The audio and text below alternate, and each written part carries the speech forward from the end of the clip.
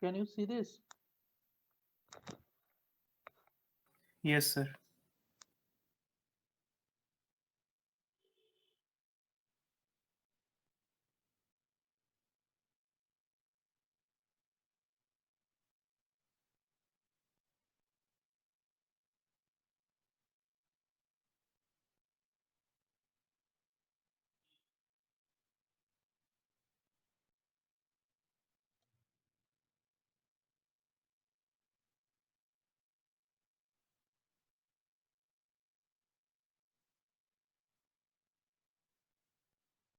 সে carbocationic chain করতে।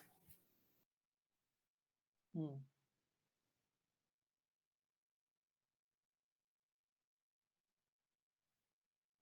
Okay, so we have discussed about free radical polymerization, and we were discussing cationic polymerization. So we are hoping to complete by to another class, right? The syllabus that you have most regarding the kinetics part. Now, when is your exam? 17th. না sir, এখনো confirm করেনি SK sir. But proposed dates are from 17th, right? No, sir. The date was given actually for the midterm was 10th January, but Uh, now it has been changed. SK hmm. sir told that he will do both the midterm and the third sem together from Simultaneously. 17th. Yes, yes, from Hmm. 17th. But he hasn't confirmed yet. Okay, maybe because of this changed situation. But let us complete the syllabus part by next week or next class. Okay, so ionization initiation, like your free radical polymerization, the cationic polymerization also to have the initiation, propagation, termination, these three steps. Now initiation, it is by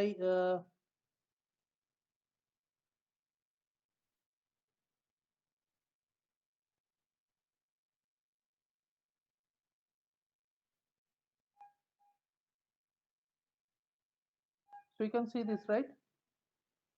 Yes, sir. Okay. So initiation, we know that you need to form the carbocation, that is the carbon having a positive charge as a growth center, you need to form that. So for that, you need Lewis acid. If there is a Lewis acid, then you require a co-initiator along with it so that the positive charge is formed. Otherwise, you know, Lewis acids are, I mean, compounds that can accept a lone pair of electrons.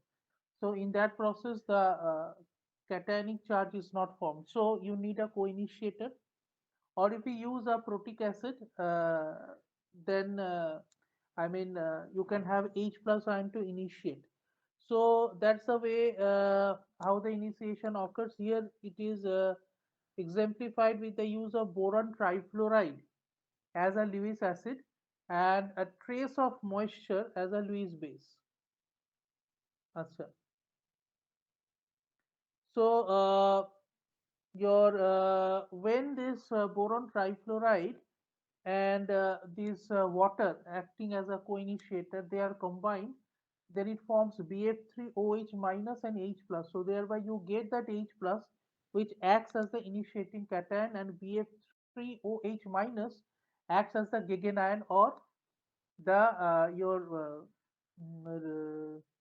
the negative ion or counter ion, and that counter ion will always be present alongside the C plus center, right? Now propagation, you see it is written or it is shown that the C plus it act as a your electron deficient system, and the monomer having a double bond or pi electron that is acting as a nucleophile.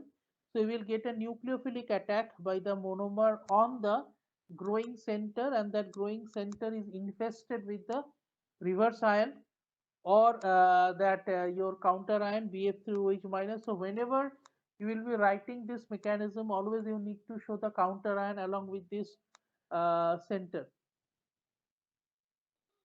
Now here you see that when there is an attack, then you see that the monomer is being added, and the carbon, one double bonded carbon in the monomer, that now is containing the positive charge. So you see that there is a shift in the positive charge from the earlier center to the new center now. So that is the way the reaction progresses. Then you go for the termination, and here you see the termination is no way bimolecular, right? Unlike free radical polymerization, in addition polymerization, always you have a unimolecular termination, because two positive centers cannot come close and terminate, right? So that way the termination is always unimolecular, and the way you see the termination could be through chain transfer, whereby you see that proton is being transferred, right? And you see the regeneration of the Lewis catalyst or Lewis acid, that is BF3 and H2O. So once you have that proton transferred to the your Lewis acid, then you can call it as a chain transfer mechanism through which the termination occurs. Then you can have a quenching method for termination. Quenching method, in quenching method, you see that suppose you have added say ROH, that kind of an alcohol kind of species, means certain compound which has a lone pair of electron, right? So that lone pair of electrons, so that can act as a uh, your that lone pair of electron that can act as a nucleophile. So water, we know that as a nucleophile. Similarly, your alcohol is also a nucleophile. So that can attack at the positive center, and the growth is terminated. So this mechanism is called the quenching mechanism, right? So these are the ways by which cationic polymerization can be terminated. Now you how to control the molecular weight? You see that the reactions are extremely rapid, that we know, for ionic polymerization. So as the reaction progresses at a very fast rate, because you know ionic interactions are very fast or strong, so that is the reason. Otherwise, your growth center is invested with some counter ions, so the incoming monomer may not get a free pass, right? So ideally the ionic polymerizations should have been slower, but practically what we see, the reactions are much faster compared to free radical, and the reason is the strong ionic interaction.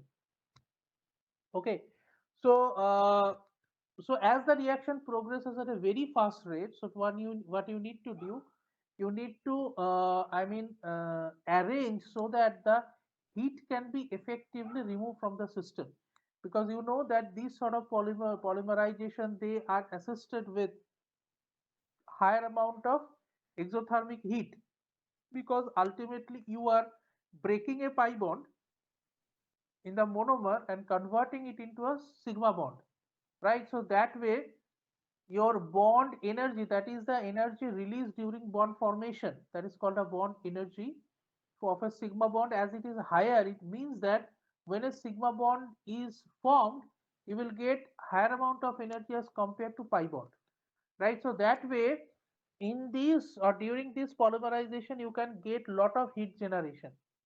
So if that heat is not effectively removed, particularly for this ionic polymerization, which are much faster, so you can have very fast propagation leading to a very high heat generation. So it is important that you need to control that amount of heat which is being generated. Acha. Now in this process, what we see, that the chain transfer to monomer is often significant for termination, and degree of polymerization is independent of initiator concentration, right? A degree of polymerization often is not dependent on initiator concentration, right? Because in that one example that is being shown, what we have seen, that because of the chain transfer, you see the proton is being transferred and the Lewis acid or the catalyst is being regenerated. So that way, what you can call it as the initiator, or catalyst, that concentration remains unchanged. For a typical exothermic polymerization, the reaction rate increases as the temperature is reduced. But here, what happens? Uh, I mean, as compared to the other general reactions, where we know that the rate of reaction increases with the increase in temperature, right? And approximately per 10-degree rise in temperature, the rate is doubled. But this cationic or ionic polymerization, these are exceptions where if you increase the temperature, then the rate actually decreases due to very rapid reaction and very random reaction as well, right? So what you must have that the reaction to be completed or the reaction to be coordinated at a lower temperature, that is preferably subambient condition, means below room temperature. So below room temperature you will get a more controlled reaction, not it is being uh, runaway reaction, then it will not produce lot of heat and the reaction will not go out of control. So that those sort of things will happen if you carry out the reaction at a lower temperature, and that is why it is mentioned that your dp increases at the temperature is reduced, means the temperature polymerization is reduced. Right now, this is the controlled Mayo equation by which you can have this your molecular weight control. So here you have the Xn bar relating with the molecular weight, right? So this equation can give you an idea. Not sorry, not molecular weight. This is the monomer concentration. So you will get a idea of finding the number average degree of polymerization, which is Xn, with the reaction constant, and T is the transfer constant, and Cm, that M actually is that your propagation constant, right? So with the help of this you can calculate the average degree of polymerization in a ionic polymerization, particularly in a cationic polymerization. In case of anionic polymerization, means where you have the anionic growth center, right? Anionic growth center.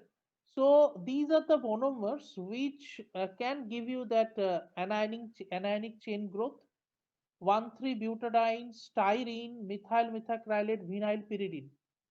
Now, how these monomers are effective? How these monomers are effective in giving anionic polymerization? Because it may be asked to you by given some monomers, right, then which would prefer what path, means what mechanism it would follow for polymerization, whether free radical, cationic or anionic, right? So can any one of you explain that why these monomers would prefer anionic polymerization, or rather why these four monomers would undergo anionic polymerization? Any one of you?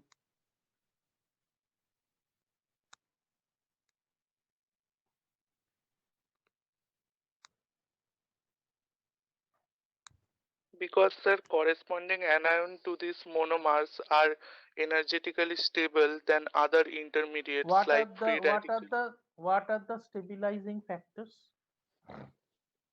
Do you see anything Yes, that sir. would help to stabilize? Tell me. Resonance. Sir, the negative charge for styrene, the negative charge generated can delocalized over the benzene ring, Delocalized. delocalized over the benzene ring. Okay. What about say vinyl pyridine? For vinyl pyridine also, the negative charge generated can delocalized over the heterocyclic aromatic ring, and the incorporation the heteroatom nitrogen, which is very electronegative atom, also stabilizes the negative charge. So everywhere you see that the anionic center, that is the carbon with that extra, bit of electron bearing the negative charge, it can delocalize the charge. So as long as the scope is there, that is the delocalization of the charge and stability of the carb anion, the monomer should follow that path, right? So here these could be the monomers which can participate in anionic polymerization, and these should be the catalyst like Lewis bases, organometallics, right? Now organometallic means you can consider butyl lithium. This is an organometallic compound. Then you can have sodium naphthalene. This is also an organometallic compound. Then amine that can act as a Lewis base. So these could be the initiators, or sometimes we also call it as a catalyst. Now here you see, suppose butyl lithium, if you consider an organometallic butyl lithium, then what happens? This would give you what? Because this butyl lithium, the lithium is so electropositive that it will never bear any negative charge. So, and along with it, the bond is that lithium to carbon bond of the butyl group, that is your because of the greater difference in electronegative character, right? Carbon is around 2, 2.1, whereas lithium is, much less than that electronegativity value. So that way, this butyl lithium, you get an ionic dissociation, whereby you get Li plus and that butyl group acting as a negative part, and that negative butyl group that will initiate the polymerization, right? That can initiate the polymerization. Now once you get that initiation, then you will get the propagation, right? Now again, that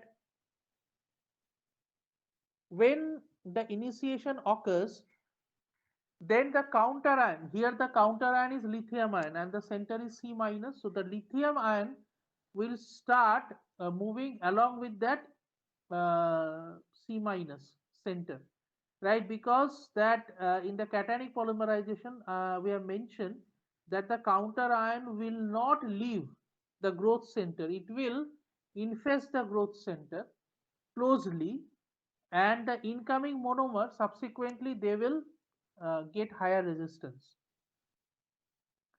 So that we have the propagation, but you see that we have not shown any termination.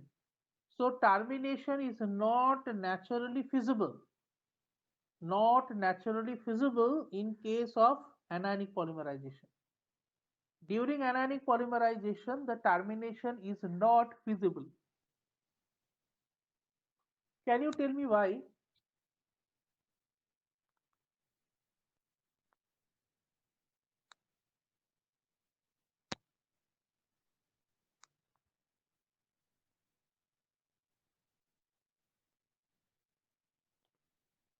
So what we call it as the anionic centers, these are stable centers. They do not get terminated, and the polymerization also we call it as a living polymerization, because when the all monomers are finished, the growth center still remains alive, right? And when you add more monomers or even another type of monomer, then that growth center which is not terminated, rather which remains as a dormant center, that will start adding the new monomer or the same monomer if added additionally in the medium. So that is why we call it as a living polymerization. Now my question is, why the anionic center or anionic polymers are living in nature whereas the cationic polymers are not?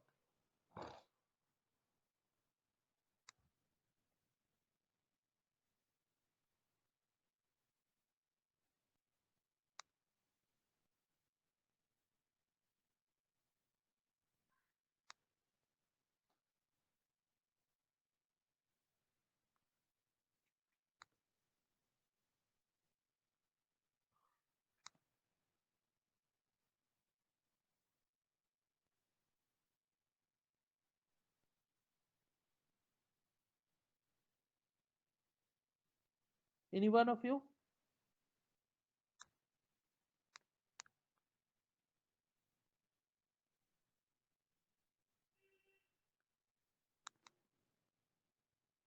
Why do we have a very stable growth center in anionic polymerization, whereas a very unstable growth center in cationic polymerization. You need to protect it.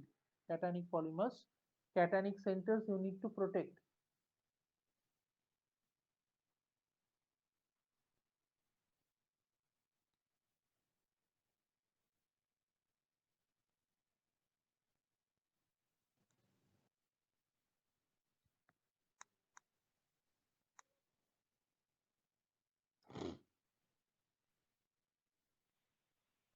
Sir, in anionic, in the case of anionic polymerization, so here the length of the chain actually increases, due to which the conjugation increases with the polymerization, and hence the anion gets more stable and stable with uh, the polymerization going on.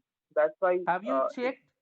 Have you checked that when anionic polymerization occurs, you get conjugation?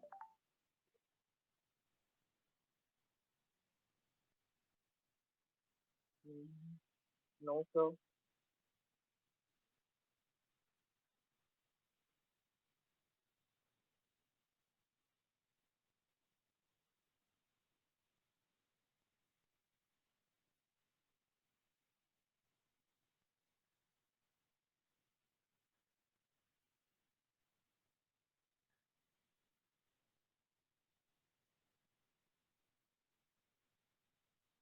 Sir, Hmm. in cationic, there was a possibility for the initiator or catalyst to reform. Here, the problem is C4H9 is already added to the last part, and Li plus is in the front part. So there is no way like the catalyst can reform. Is And there necessity?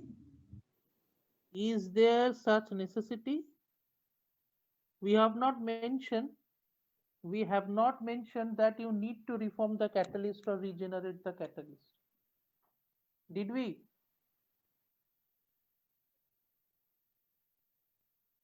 no, sir, we did not. But like if Li plus stays there, then like charge dissipation becomes difficult. Like the How purpose of come? Li, How like the come? like the purpose of Li plus is to create an active center in that Not sense. really. Li plus, Li plus, actually it's an organometallic compound and you get very easily the carbanionic center butyl, right? Butyl anion you can generate very easily from butyl lithium as compared to butyl other, I mean, compounds with other metals.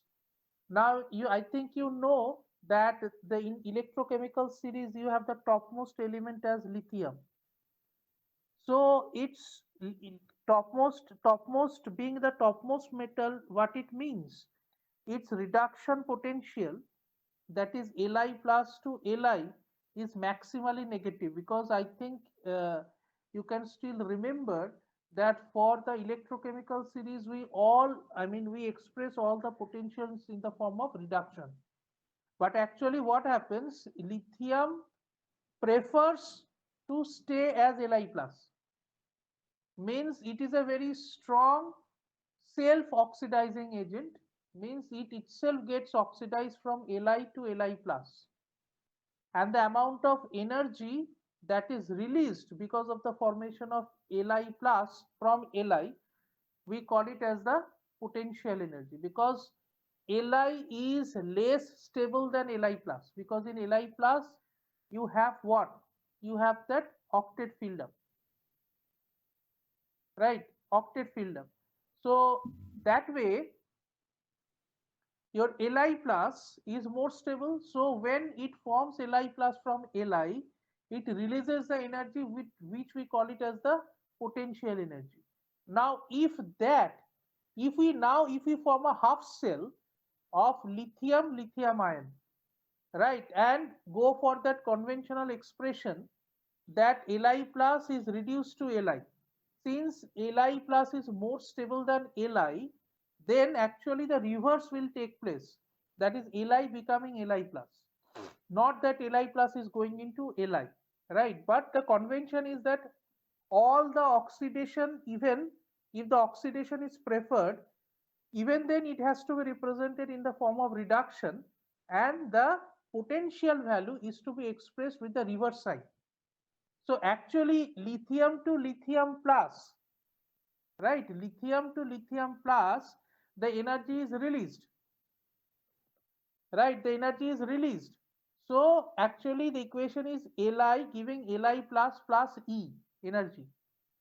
But as we are showing in the form of reduction, then the energy value becomes negative. So it indicates that it is non-spontaneous.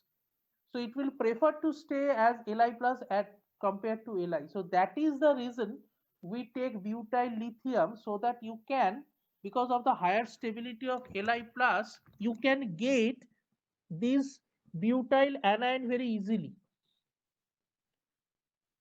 Understood? I have to explain so many things. Yes, sir.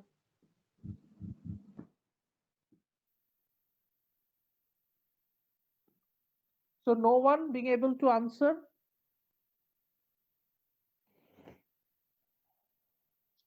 Sir, for cationic active centers, the stabilizing factor is mostly the hyperconjugative effect. But for anionic center, here we can see the delocalization is the main. Hyperconjugative effect or delocalization, whatever, it depends on the substrate that you are taking for reaction, or monomer that you are taking for reaction, right? Yes, sir. So you need to say something which is not depending on any other thing, means unconditional effect.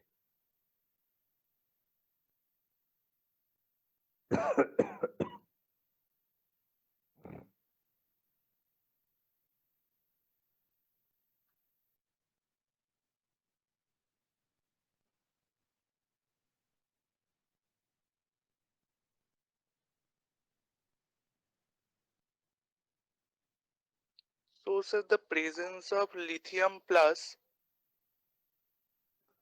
which stabilizes the, uh, which acts as a counter charge towards the anion and stabilizing it.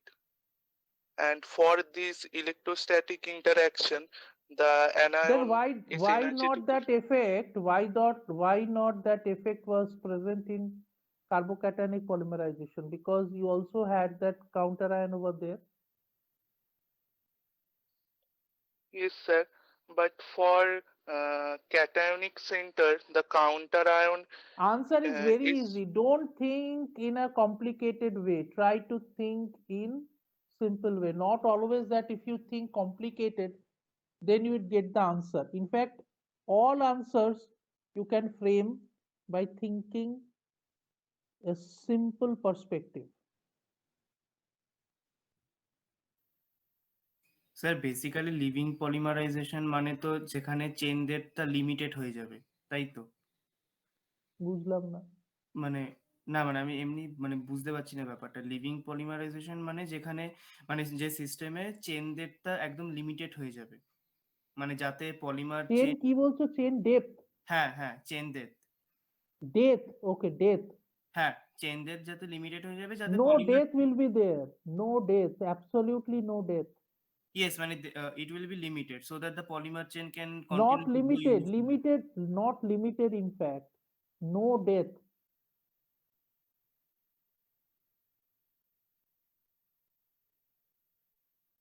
So it has only initiation and propagation, no termination. Termination can only happen if the monomers, all monomers are consumed. If the center does not find any monomer to add with, then it will auto terminate. But auto terminate in the sense it will finish off. The reaction will be finished off, right? But the growth center will be still alive. And if you add more monomers, then it will allow those monomers to grow from the already grown molecule. That is the beauty.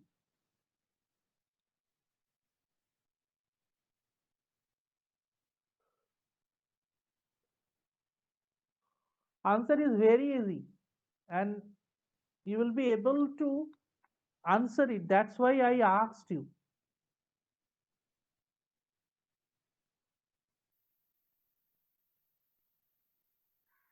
Can you tell me that how many organic reactions you have seen where proton transfer occurs and where hydride transfer occurs?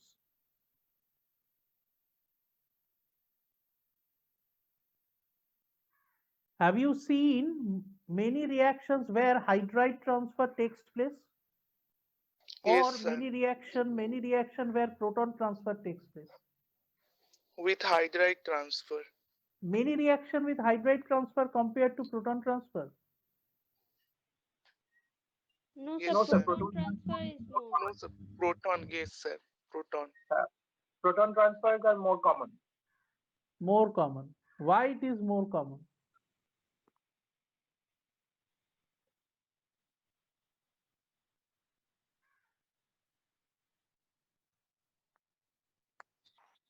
Why not hydrogen prefers forming hydride and become equal to helium?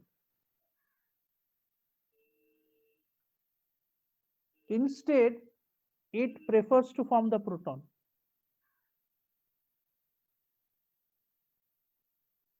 Because the space in 1s orbital, although it can hold 2 electrons, but because of its very small size, the repulsion between 2 electrons becomes so high that the potential energy level of H minus becomes high.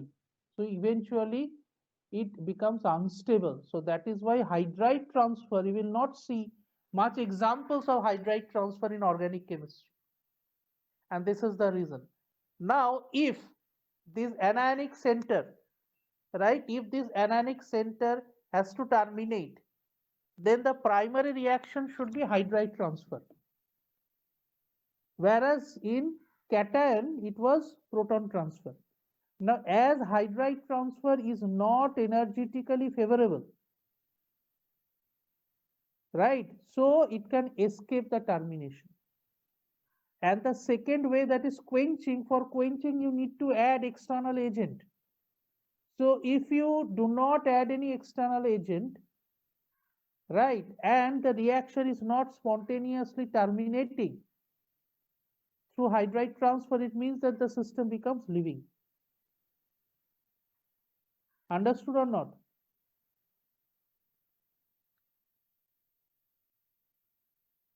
Understood?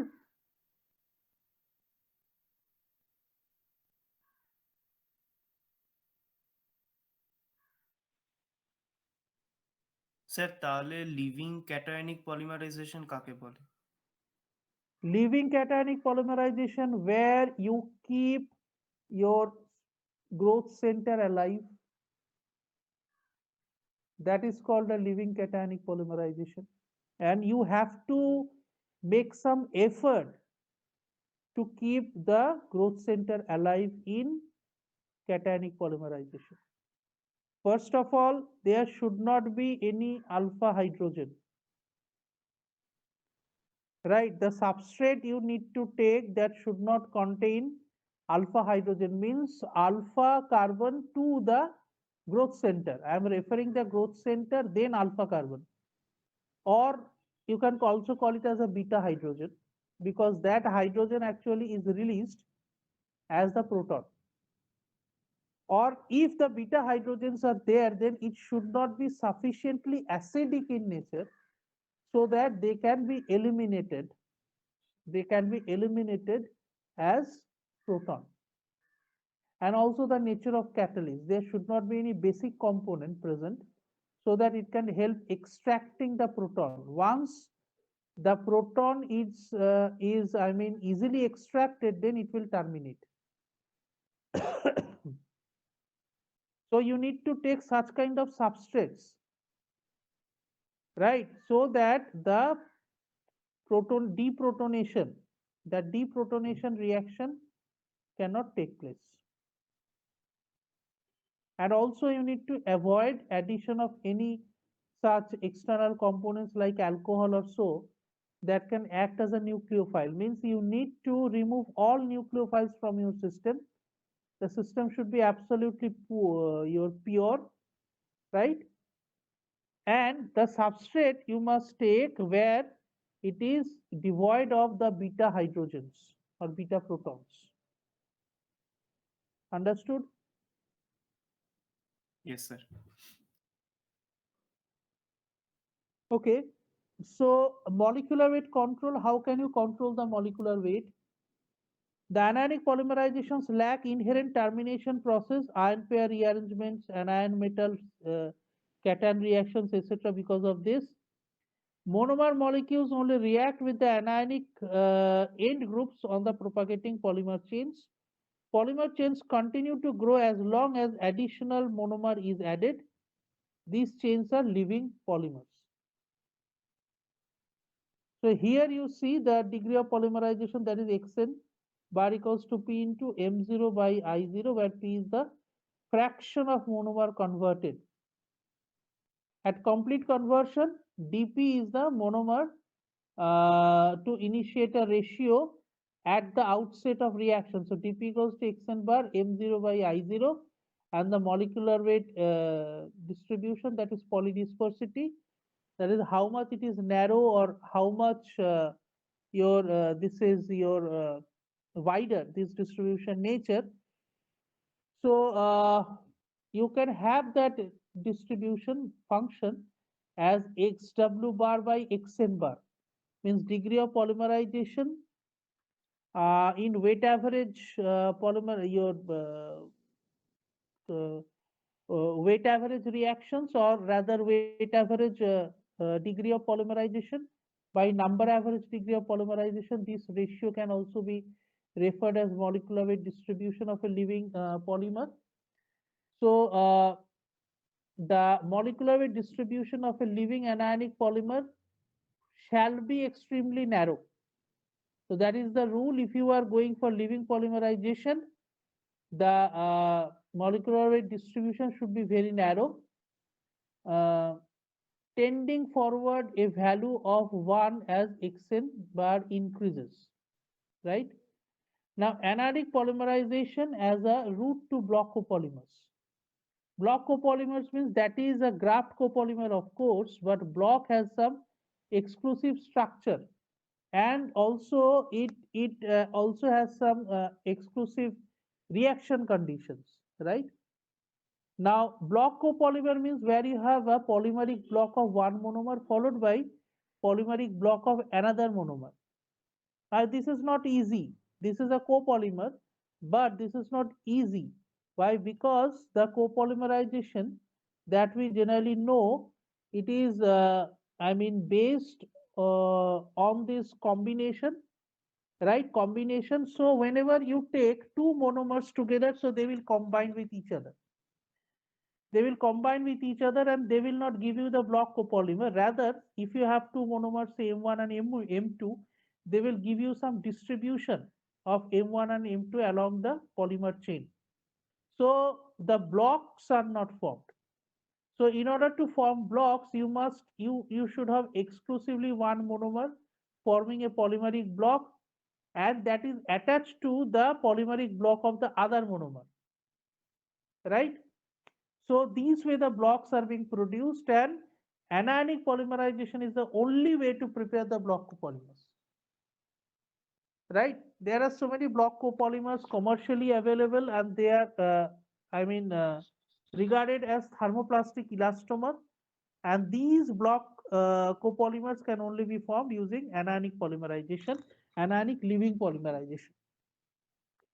So living polymerization yields polymer chains with reactive end groups, just like your R S minus Li plus.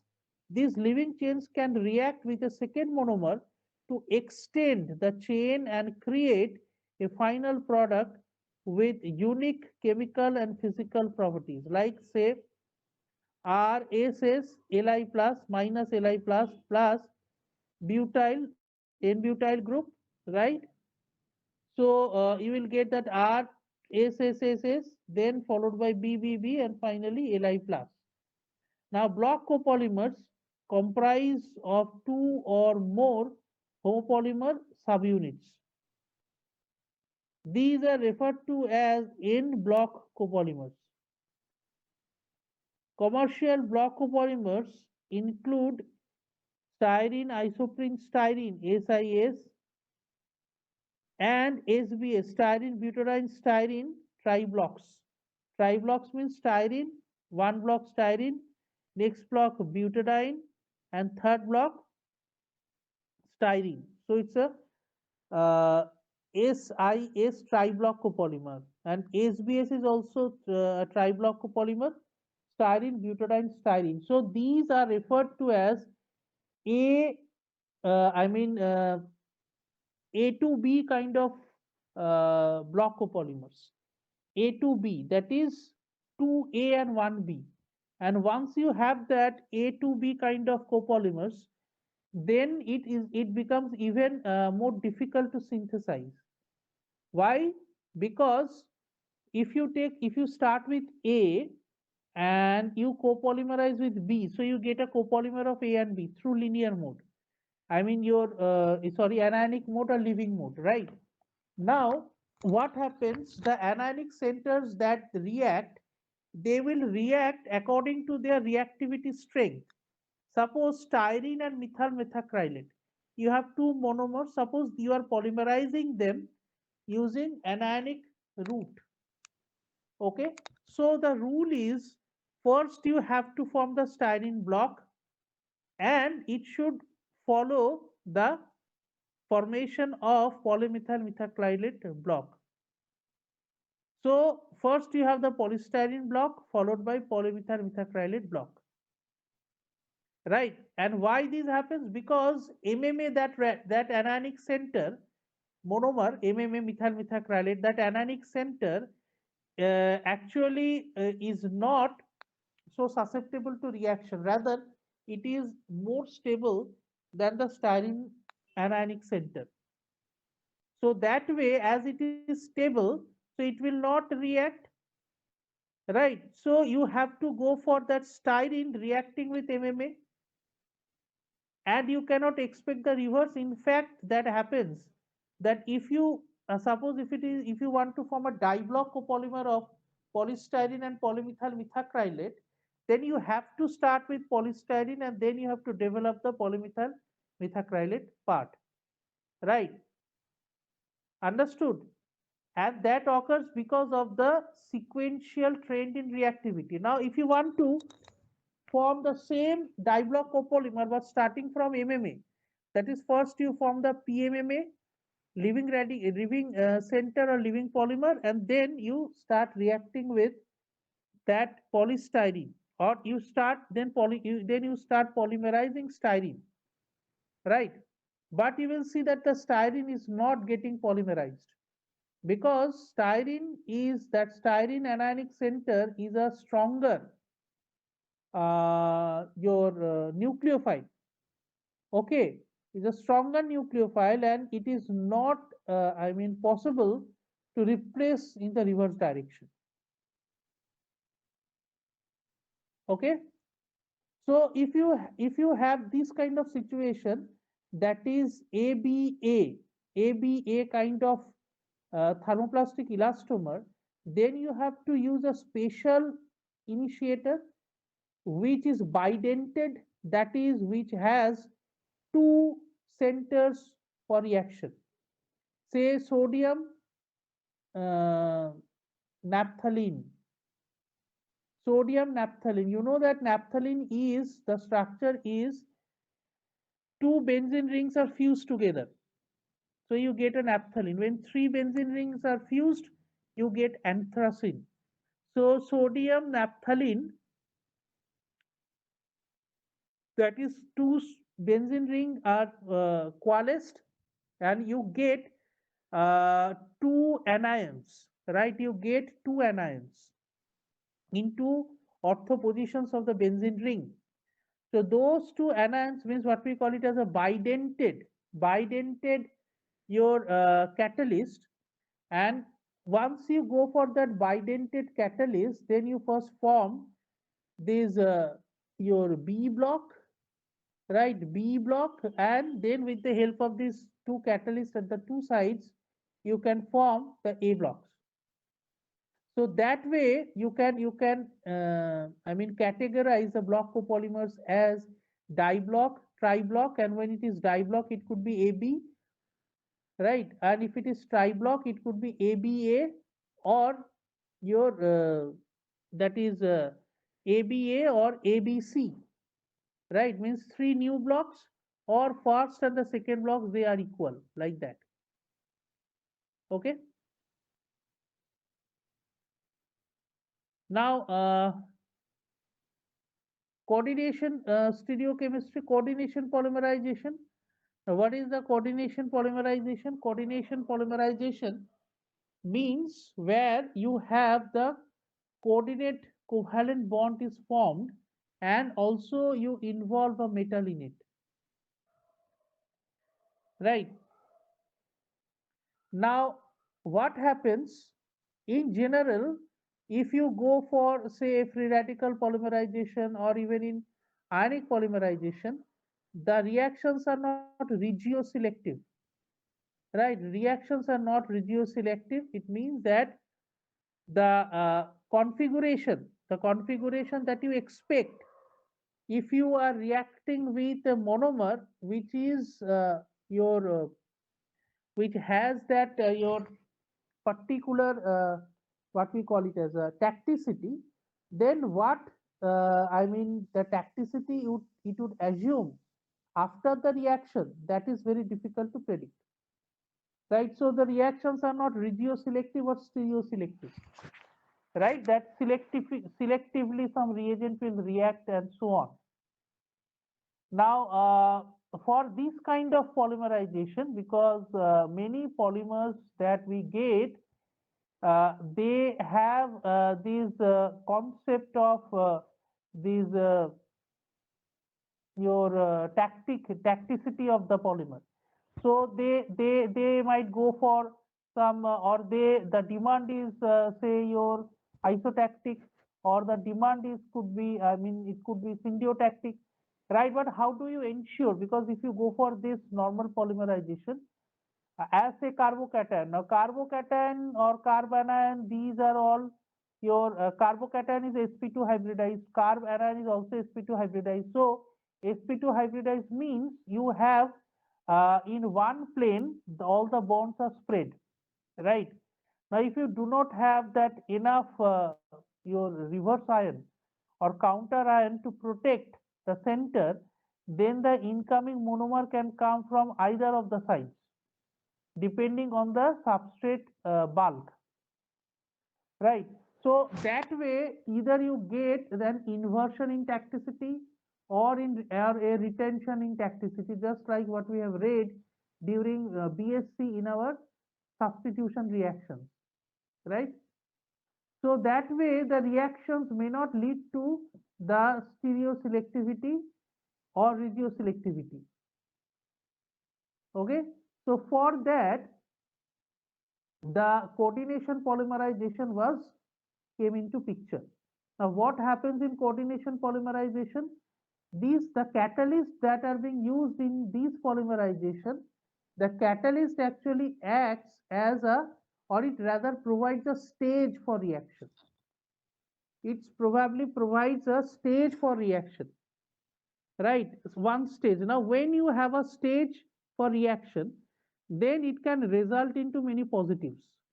At least the monomers are now bound to stay or remain in a very small area, right? Whereby only reaction can occur, no other things can take place, right? So that way, this sort of catalyst, using this spatial catalyst, this particular polymerization was instituted, and that way it is called the coordination polymerization. Now the question is, what kind of catalyst that would help you to have this situation?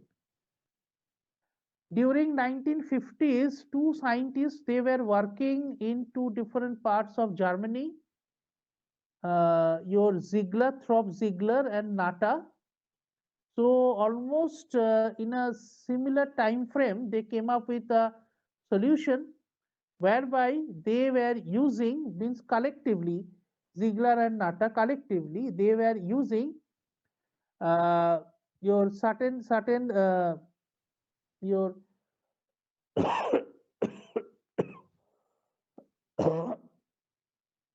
I mean certain metal compounds isolatedly, means Ziegler was using certain metal compounds, Natta was using certain metal compounds. By that, they ensured stereochemical polymerization, means regioselective polymerization.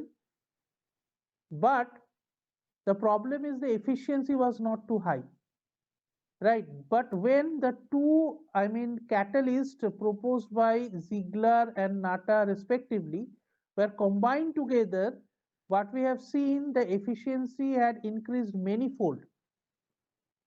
So that way they were collectively known as Ziegler-Natta catalyst, right? So what are the components of Ziegler-Natta catalyst? You have in Ziegler-Natta catalyst one trialkyl aluminium and another vanadium or any other 3D transition elements, it's halide, right? So these two combination, or rather combination of these two, it gives rise to that your stereoselective reaction with higher efficiency. Okay. So here you see that when we go for the polymerization, right? Polymerization, say for polyethylene, polypropylene, and others. And if you want a stereoselective polymer, then you must go for this coordination polymerization. Okay, coordination polymerization. Now, these are the examples of natural polymers that have a high level of structural regularity, like say natural rubber or Cis 1,4 polyisoprene. And there are so many synthetic compounds in this category. And there is one last condition that is being given, that is this synthetic polymers, these monomers, they should form your uh, what we can say as a stereoregular polymers, these monomers. So once you want stereoregular polymers, then you have to go for these what we call it as a coordination catalyst, and the polymerization is coordination polymers. Now, at trialkyl aluminium, that is one component, and the other component is transition metal halides, say titanium tetrachloride, titanium trichloride, vanadium trichloride. So many metals from the 3D series, mainly 3D transition series, they are halides. And we know that the transition metals, they can show variable valency. So that way, say vanadium, it can have vanadium trichloride, vanadium tetrachloride, right? Similarly, titanium, you can have titanium trichloride, titanium tetrachloride, etc. So these transition metal halides, along with the trialkyl aluminium, they act as a Ziegler-Natta catalyst, and that can give rise to stereo control polymers. Now, if I ask you that what is the necessity of polymerizing ethylene using this stereochemical route, because ethylene is symmetrical and you do not find a chiral carbon in ethylene, but commercially we produce lot of ethylene using this stereoregular polymerization route. In fact, Haldia makes lot of grades of ethylene, right? So they are using the Ziegler-Natta catalyst, what we call it as a 5th generation catalyst. Now, one generation means one type of compound. Second generation means when you have experimented and found that another halide is more effective in Ziegler-Natta polymerization. So that comes to your second generation. So that way, when you are changing your halides and you are also changing the trialkyl, your aluminium, that part as well, you are actually crossing one generation after other. So that way we are now running with fifth generation Ziegler-Natta catalyst. Now,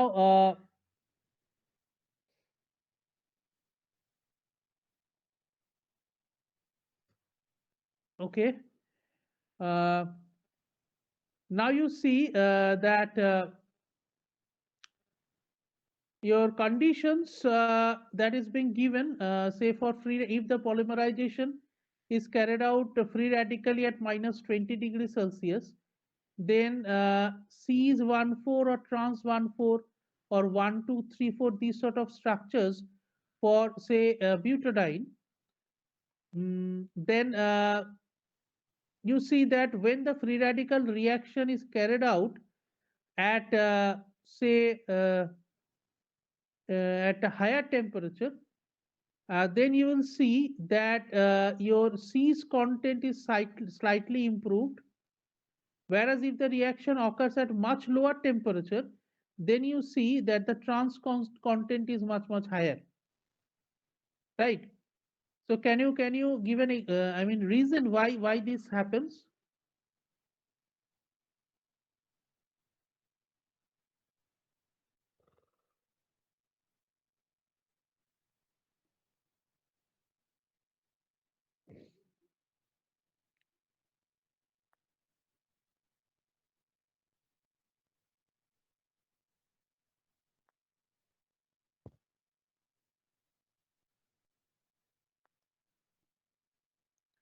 কেন এটা হচ্ছে বলতে পারবে কেউ?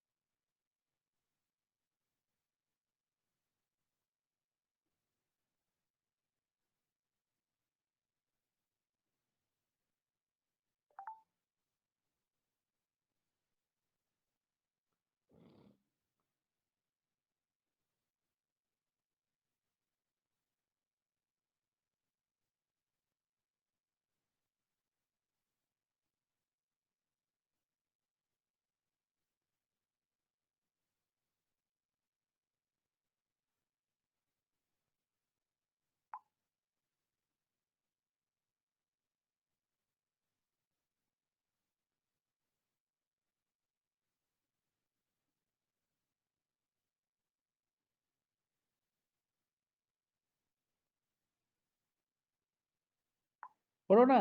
আরো একটা প্রশ্ন করলাম যে ইথিলিনকে কেন আমাদের কি আদৌ স্টিরিও রেগুলার এই মোডে পলিমারাইজ করার দরকার আছে?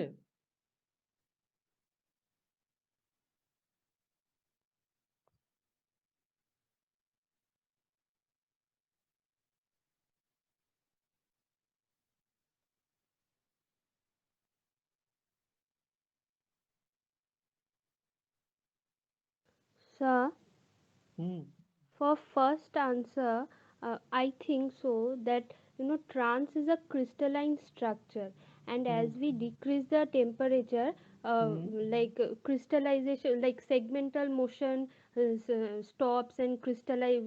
We approach the crystallinity.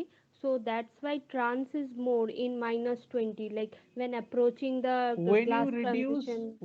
when you reduce the temperature, more crystalline form is going to generate. Trans of course is Yes, sir. always more crystalline. Yes, So sir. and that forms in a higher proportion if you go for free radical polymerization at a subambient condition. Whereas if you go for say anionic polymerization, you can generate Cs at a very, I mean, higher extent. That is almost 94% Cs if it is an anionic one. Okay. Now my question is that your do you require that ethylene to be polymerized through stereochemical stereoregular polymerization? Sir, like the grades of ethylene I have read about, there's like this polymerization technique is used to like reduce or increase branching. branching. The answer is perfect, right? But you tell me that why branching comes or why we need to reduce the branching. So if branching reduces, so in a way volume decreases and density increases. So strength to density ratio increases. So that's why high density polyethylene is always preferred in a sense. Now at that, see, preferred means where you need, you will prefer it. Otherwise, in general, you don't have to synthesize everything, right? Now, HDP, it has some its, I mean, own applications. So there you will use HDP. But my point is kinetically the branches are formed in free radical polymerization through backbiting mechanism. So you have uncontrolled and long branches in polyethylene when you go for its for synthesis in free radical polymerization mode, right? And its density is low, crystallinity is low, and strength is also low. Thermal stability is also low as well. So if you want to have a better grade of polyethylene, right? So there you go for this stereoregular polymerization, whereby you can reduce the number of branches. As I mentioned, your answer is perfect. So to reduce the number of branches and to increase the crystalline packing and density, the polyethylene is made using stereoregular polymerization. Otherwise, there is no reason that you'd, I mean, synthesize polyethylene using this mode of reaction, because the polymers that are being produced using Ziegler-Natta catalyst are going to be costly because of the cost of this catalyst. These catalysts are the cost of this catalyst is very high. So accordingly, when you are I mean using a very costly catalyst, then what happens? That polymerization rate, I mean mm, the cost of the product, rather the cost of the product is high, becomes higher.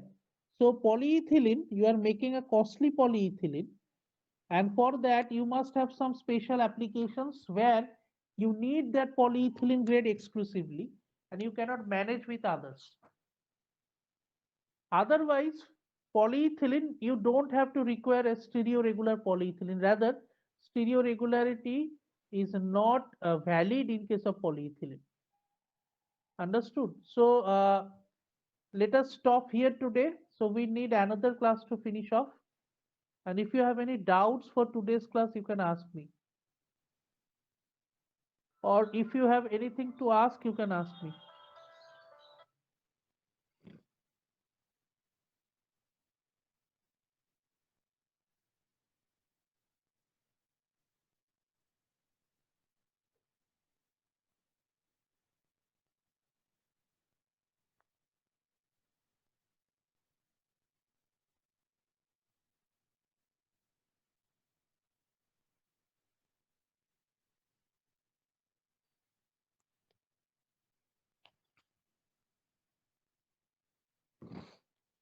Okay, then. I hope everything is clear to you. So you have nothing to ask me. So let us then stop here. So there will be another class, the last class in the next week, and we will finish off. Okay. Thank you, sir. Okay sir.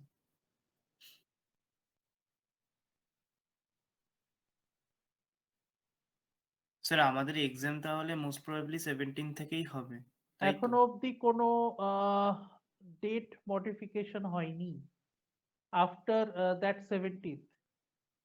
So till now it is fixed on 17th. No other notification came from university. Okay sir.